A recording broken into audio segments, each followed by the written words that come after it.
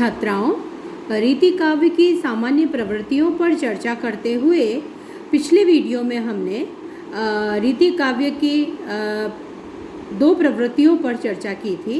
एक तो अतिशय श्रृंगारिकता और उसके साथ ही जो प्रवृत्ति है वो उसके साथ जुड़कर आती है। अतिशय श्रृंगारिकता के साथ साथ नारी सौंदर्य चित्रण, इसके संबंध में हमने चर्चा की थी। आज उस चर्चा को और आगे बढ़ाते हुए हम कुछ अन्य प्रवृत्तियों के संबंध में विचार करते हैं। तो सबसे पहले हम लेते हैं सामंती अभिरुचि। तो यह काल सामंती अभिरुचि का काल रहा है। इस कारण इस काल का समस्त साहित्य आश्रयदाताओं की रुचि के अनुकूल ही रचा गया है। वैसे तो हर युग में प्रेम और श्रृंगार की प्रधानता रही है, किंतु रीति काल के साहित्य में पतित सामंतकालीन विलास और श्रृंगार की प्रधानता है। इस समय पर सामंती व्यवस्था भी पतित हो गई थी। कवि राज्याश्रय में रहता था और राजा और सामंत थे पूरी तरह से भोग विलास में डूबे हुए थे, तो उनकी रुचि के अनुरूप ही श्रृंगारिक काव्य इस काल में रचा गया। और सामंतों की अभिरुचि पूरी तरह से भोग विलास में थी, तो काव्य भी वैसा ही लिखा गया। यही कारण है कि आचार्य रामचंद्र शुक्ल इस काल की कविता के संबंध में लिखते हैं कि जहाँ हम देखते हैं तुलसीदास ने सीता के प्रति राम के जिस प्रेम को व्यक्त किया है, उसमें सीता का प्रेम राम को कर्तव्य मार्ग में आगे बढ़ाता है, जबकि रीतिकालीन कवि का नायक अंतःपुर में ही संयोग तथा वियोग की सारी दशाओं का अनुभव कर लेता है। क्योंकि हमने देखा, जब हमने श्रृंगार वर्णन और नारी सौंदर्य चित्रण के बारे में चर्चा की, तो हमने यह भी चर्चा की थी कि इस काल की कविता में कहीं भी नारी का जो एक परिवार में रूप होता है, वह एक माँ होती है, पत्नी होती है, बहन होती है, और न जाने कितने रिश्ते हैं। उन सब रिश्तों में उसका अलग अलग व्यक्तित्व है, अलग अलग छवि है। वह एक प्रकार से प्रेरणा बनकर सामने आती है। लेकिन इस काल की कविता में उसका वह सामाजिक रूप, वह पारिवारिक रूप कहीं भी नहीं उभरता। यहाँ पर नारी श्रृंगार का एक उपकरण, एक साधन, एक वस्तु मात्र बनकर रह गई थी, और इसी रूप में इस काल की कविता में उसका वर्णन हुआ है। तो जहाँ हम भक्तिकालीन साहित्य में देखते हैं, जहाँ सीता राम की प्रेरणा बनती है, राम को कर्म के क्षेत्र में आगे बढ़ाती है, जहाँ कृष्ण कर्मयोग का अद्भुत संदेश हमें दे गए हैं, जहाँ राधा और कृष्ण का अतीन्द्रिय, अलौकिक, दिव्य, उदात्त प्रेम हम देख पाते हैं, वहीं यहाँ आकर के ये एक सामान्य नायक नायिका बनकर रह जाते हैं, क्योंकि यह काव्य पूर्णतः सामंती अभिरुचि के अनुरूप लिखा जा रहा था, आश्रयदाता की इच्छाओं के अनुरूप लिखा जा रहा था। और आश्रयदाता क्योंकि भोग विलास में डूबा हुआ था, इसलिए यह कविता भी पूर्णतः विलास में डूब गई।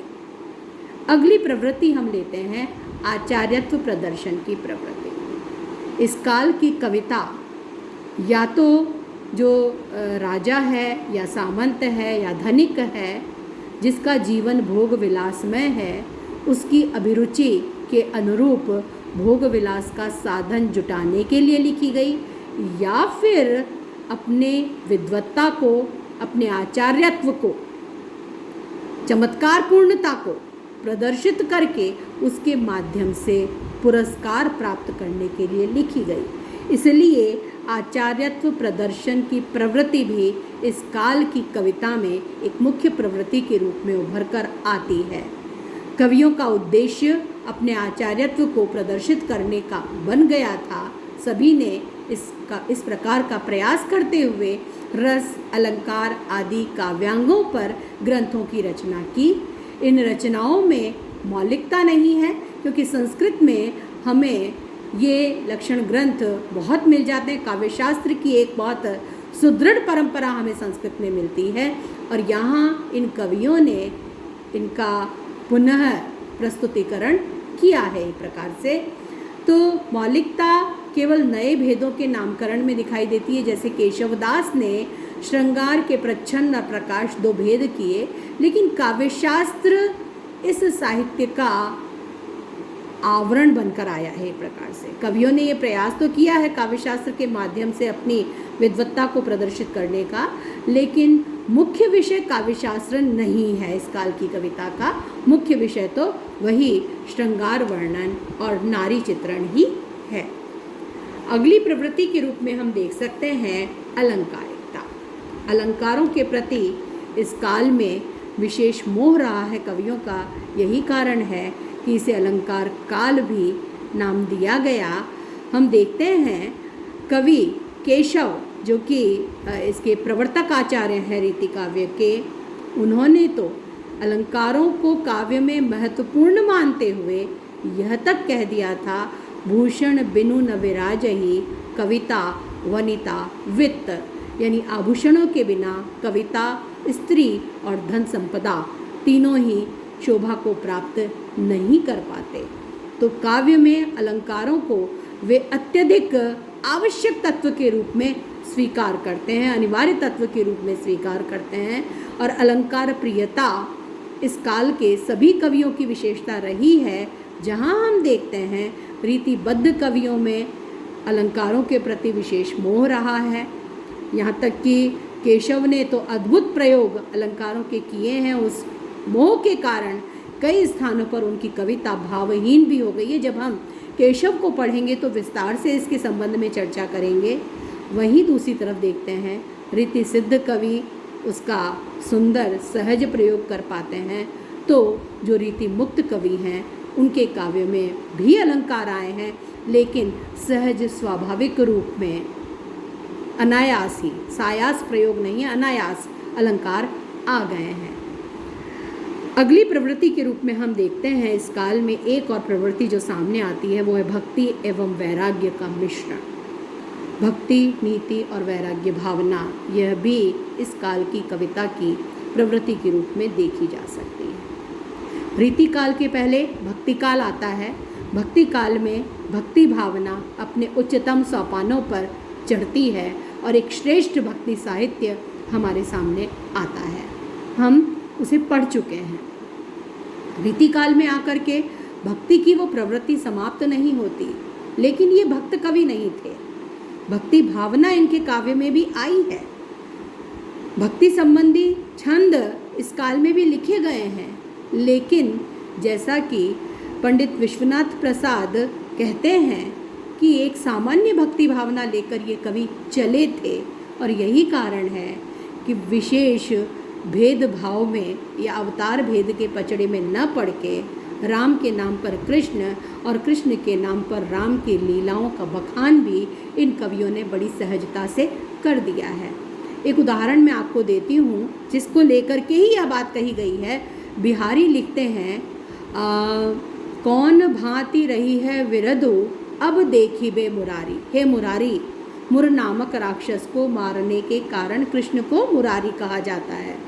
हे मुरारी, अब मैं देखता हूँ आपका यश कैसे बना रहता है। कौन सा यश? कि आप भक्तों का उद्धार करते हैं। बीधे मौसो आनी के गीधे गीधई तारी। एक गिद्ध का उद्धार करके आप बड़े इतरा गए हो, लेकिन अब आप मुझसे टकराए हो। चुनौती देते हैं, चुनौती देते हुए अपने उद्धार की कामना करते हैं एक प्रकार से। अब यहाँ पर यह प्रश्न उठता है कि कृष्ण थे मुरारी और राम ने गिद्ध का उद्धार किया था। तो एक सहज भक्ति भावना लेकर चलने वाले ये कवि रहे हैं। राम मार्गी या कृष्ण मार्गी के रूप में जिस प्रकार से हमने भक्ति काल में कवियों को रखा था, उस तरह से इन कवियों को नहीं देखा जा सकता।